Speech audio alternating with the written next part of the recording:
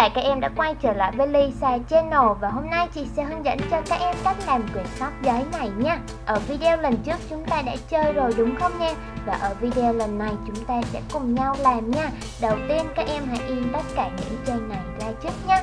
Hoặc là chúng ta có thể bấm dừng video lại để làm nè. Và rồi sau đó chúng ta sẽ cắt ra được tất cả giống như vậy nè. Và quyển sách này có rất là nhiều đồ dùng đúng không nè? Bây giờ chị sẽ hướng dẫn cho các em làm căn phòng ngủ trước nha. Các em hãy chuẩn bị sẵn cho chị băng keo hai mặt nè, hồ khô nè và băng keo trong nhé. Sau đó chúng ta sẽ làm theo các bước chị hướng dẫn như trong video nha.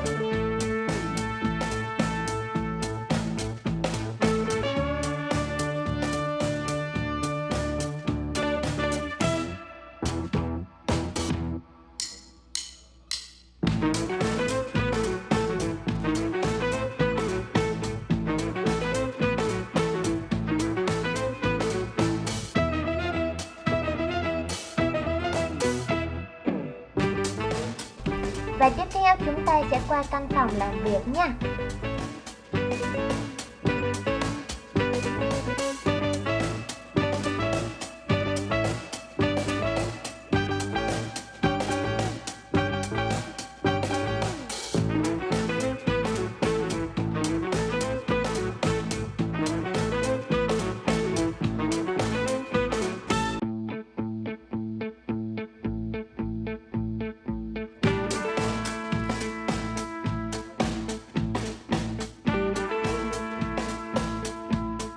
Để làm cái giường cho chú chó con thì chúng ta sẽ sử dụng băng keo trong dán ở xung quanh giống như chị nhé.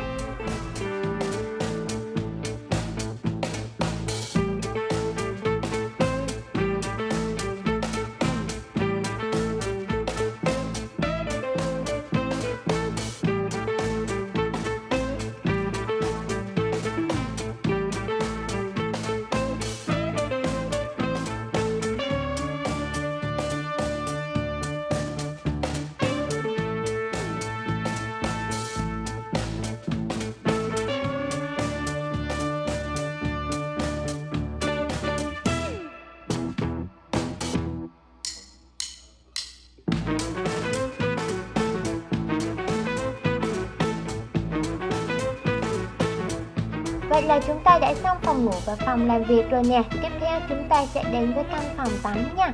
Chúng ta sẽ sử dụng băng keo trong và băng keo hai mặt cũng như hồ khô để chúng ta làm nhé.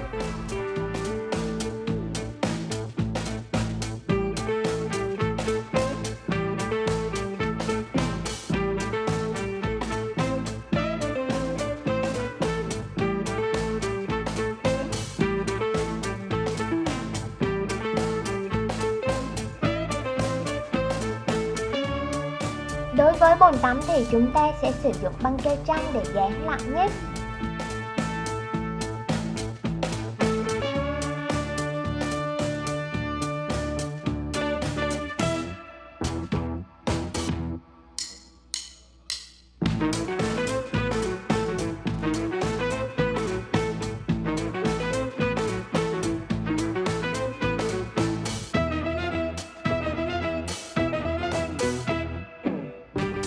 Chúng ta sẽ qua căn phòng giặt này nha. Các em hãy lựa những cái đồ dùng của căn phòng giặt để sẵn ra giống như chị nè.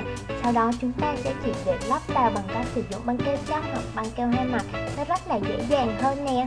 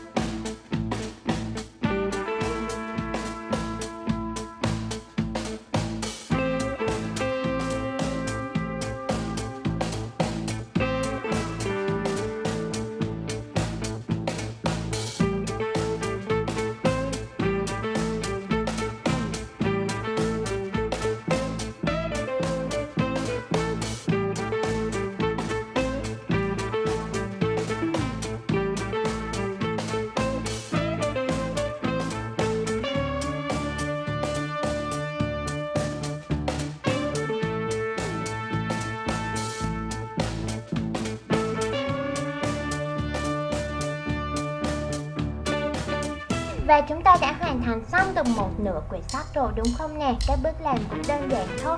Và hẹn gặp lại các em ở video tiếp theo. Chị sẽ hướng dẫn cho các em làm nốt những trang còn lại của quyển sách nhé. Nếu các bạn yêu thích kênh thì hãy nhanh tay đăng ký nè, like và share để ủng hộ kênh nhé.